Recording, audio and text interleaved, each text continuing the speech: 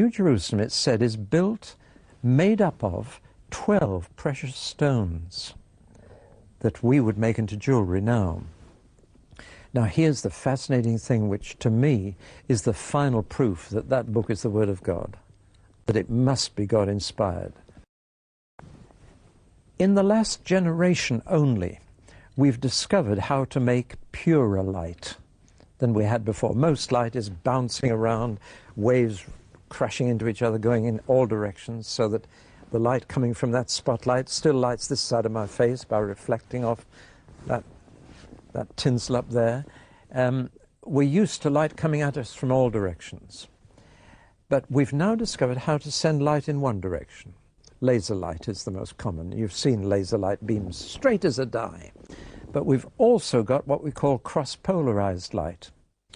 A polarized filter, if you can imagine, allows light through like that. But if you put another polarized filter at right angles to that, you've really got a very fine filter.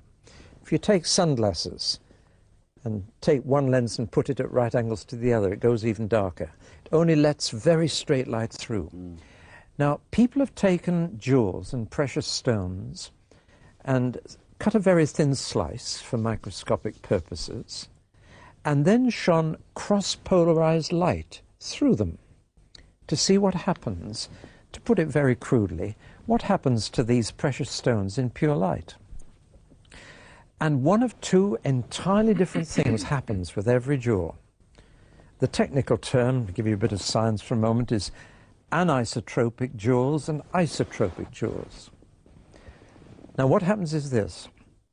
Some jewels in pure light, whatever their color to begin with, they may be red, blue or green, turn into all the colors of the rainbow and the most fantastic patterns.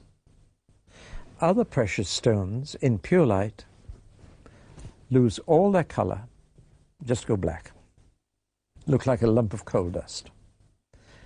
And it's only in this generation that people have discovered this unusual property.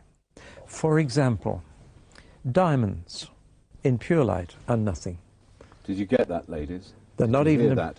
Diamonds, nothing. Nothing. They won't be there. No, so make the most of them here. Rubies, garnets, just lose everything. Emeralds? No, they keep it. Oh, good. There are other stones that are anisotropic and go into these beautiful colors. Now here's the fascinating thing.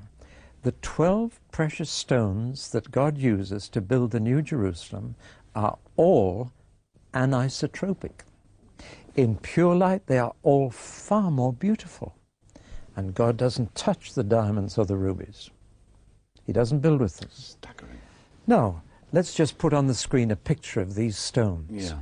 Look at the top 12 stones on this picture, and you'll see the stones of the New Jerusalem. Look at the 4 bottom ones at the bottom of the picture, and you'll see they're black, no attraction whatever.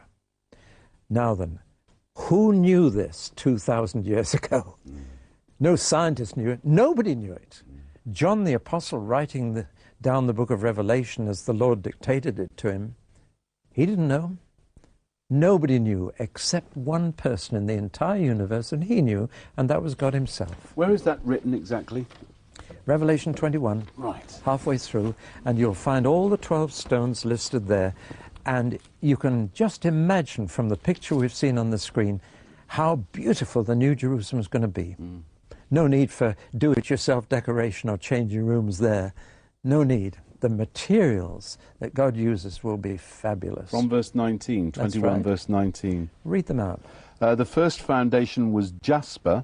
Yeah. The second, sapphire. The third, chalcedony. The fourth, emerald. The fifth, sardonyx. The sixth, carnelian. The seventh, chrysolite. The eighth, beryl. The ninth, topaz. The 10th, chrysoprase. The 11th, jacinth.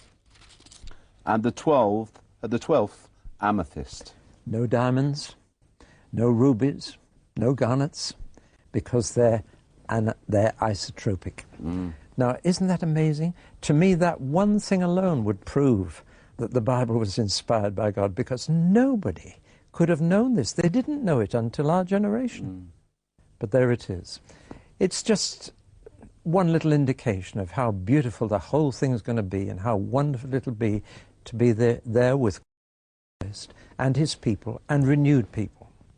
People who really have been recycled so they're all like Jesus, and their characters are right. And there is love, joy, peace, patience, kindness, goodness, faithfulness, meekness, and self-control in everybody. So let's just very briefly just recap a little.